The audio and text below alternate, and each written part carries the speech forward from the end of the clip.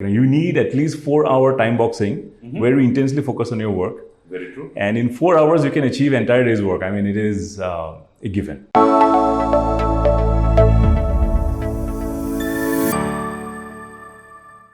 So welcome Rituraj to this series Heroes of Sokrati. What we would like to hear from you is what exactly is that you drive here at Sokrati? So in Sokrati, I'm going to complete almost 2 years now. And I've been hired to manage MSIL Hyperlocal. It's a monster of a project. And as you know, we have got total 70 people right now.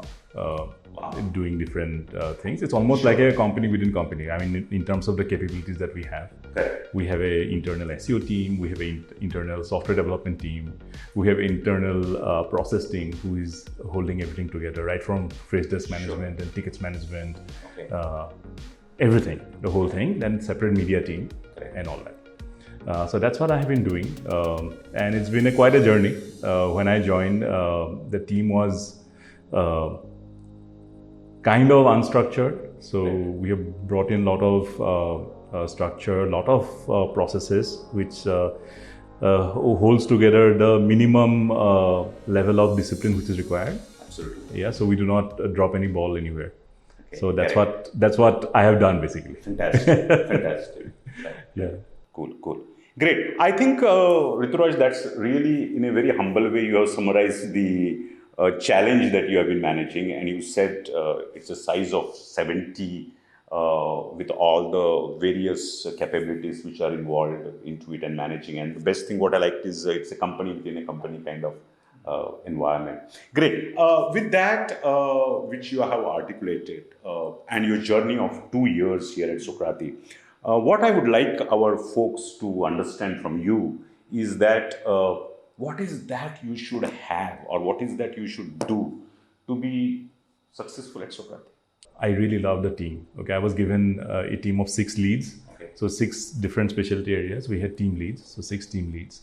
And what I liked about them is the sheer energy they brought to the table. Okay. And all 6 of them are highly successful in Sokrati. Let me tell you that they have all of them have gone on to become L3+. Wow. Okay, and the traits which I really value and I really appreciate there is their they want to achieve something. Fantastic. Okay, so and they want to own processes. If I give them okay, this is the area that you're going to be working on. Right. They absolutely own the entire process. And the enthusiasm they brought into the table, the initiatives they brought into the table. If I tell them okay, in digital assets, for example, you have out of 10 processes you are running, 3 are breaking. Right. Due to that, it is leading to things slowing down, teams missing deadlines, stuff like that. And these 3 things you need to do. Okay, and this is the control framework, some Excel sheet, control Excel sheet and all that. And they would take that Excel sheet and say no, sir, we can, they will take the idea and they will say, sir, we can do it better this way, their own input, which I appreciate a lot. So that innovation, that if I am showing them a way, they're taking it and innovating on top of that. And that is the key. Yes. That is the key. And that is one thing I really appreciate. And once a person brings that kind of initiative and that kind of sense of ownership into the table, sky is the limit. I mean, you are just going to grow and grow. And then I have kept mentoring them in a lot of soft skills, which is like how to mentoring, for example, team management, for example, how to conduct effective meetings, for example. So these are the things that I, kept mentoring them, so they became more and more effective in a group situations. Most part of the last year we invested working from home. So what is your take on how should we continue working so that we continue to be successful, motivated, productive? The first phases of first couple of months of working from home was definitely very stressful for all of us. Oh, yes. Because it was sudden shift, it was unplanned, unprepared. Nobody was prepared. Okay. But it helped us, especially the hyperlocal team, to kind of trade over it, relatively easier because we had very strong protocols in place, like that the way the Scrum meetings are conducted in certain band of the day, and then the cross collaboration happens in certain time band of the day, and it leaves behind like a 3-hour time slots, flexi time slots for the people to execute their stuff, how to execute them. So that has kind of helped so people to maintain that balance. Like they know, like okay, fine. After 3 o'clock, there will be a lot of cross-team synergy meetings are going to take place. So they know, like till after the morning scrum until the 3 o'clock time frame, they have to finish off certain bunch of work. And then the tail end of the day, like that is normally flexi time. It is depending on the workload, they manage the time frame over there. So we leave it open. So that way. But a broad structure of the day is very important. So we have conducted crib sessions. Very organized crib sessions, like where we let people to crib, like what is happening and all that, and it brought a lot of small things forward which are important. It brought out importance of informal banter, not just formal meetings and all that. And I encourage that even in formal meetings, like in that we share a lot of jokes and a lot of leg pulling and all that. Apart from the core work, everybody enjoys that. That is one thing I try to do. I try not to schedule any meetings and everything late. Okay. So late means after 7 p.m. or after 7 p.m. No, I haven't personally scheduled anything. Wow. Okay. I told the entire team, okay, fine. Cross-team collaboration meetings are going to happen between the time band of 3 to 5. Okay. After that, 5 o'clock onwards is flexi time. Like how you finish your day's work is up to you. You finish it by 4 o'clock, you finish it by 8 o'clock, it's up to you. You go for a walk after that 5 o'clock or something like that. I mean, nobody's going to say anything. And I would definitely encourage everybody to look at this little book by Cal Newport. It's called Deep Work. It is this entire structuring is done based on that book. Oh wow! Deep Work. Like you need at least 4-hour time boxing where you intensely focus on your work. Very true. And in 4 hours, you can achieve entire day's work. I mean, it is a given. If you're working with intensity and if you're cutting out all the clutter, noise and everything, you just have to find that 3 hours, not even 4 hours. 3 hours you find and you get the work done. Great. With that, Rituraj, now, of course, the challenge of dealing with our customers and customer expectations has changed phenomenally. So expectations continue to grow higher and more intense. So what is your take on, as an organization and as a department, what exactly are we doing to deal with this challenge, demands and stress? When we are interacting or interfacing with a customer, what is important for the customer? Okay, that is the KPI which have been promised to them. Okay, obviously that is important. But when I see teams getting into trouble, when people get into trouble, is like, when the communication, 80% of the communication becomes report oriented or report driven. Okay, suppose you have interacted 3 times, 3 interactions, and all 3 interactions you went and you showed them fancy graphs about the CPL trends, for example, or the ROAS trends, what kind of, online sales that you have driven. So it's report oriented. Very true.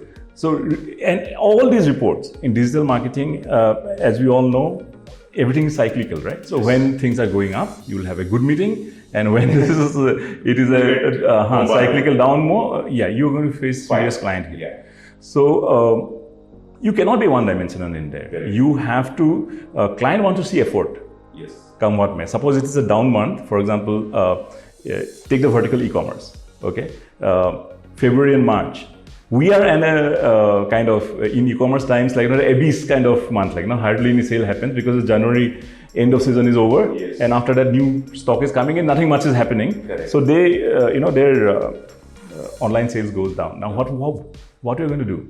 Correct. So the communication should be what kind of initiatives that you have been doing to okay, it is going to be downturn anyways.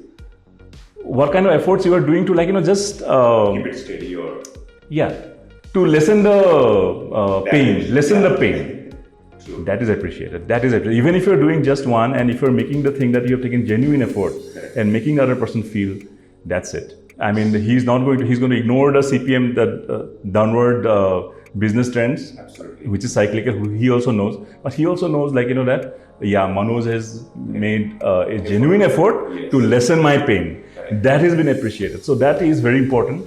And the third facet of is, like, is showing a dream is important.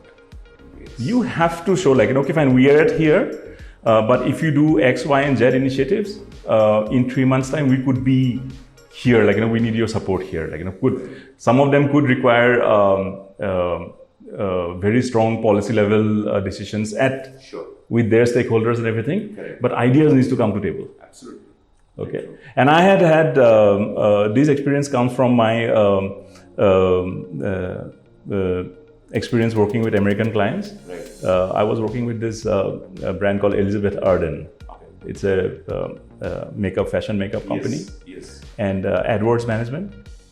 And my very first meeting, like, I went there, made the same mistake. Went there, like, with my entire AdWords campaign, whatever we've achieved KPI, we were like 20% plus what was promised to them. Very happy, like, And the client asked me, like, that Rituraj, like, where is your idea foundry?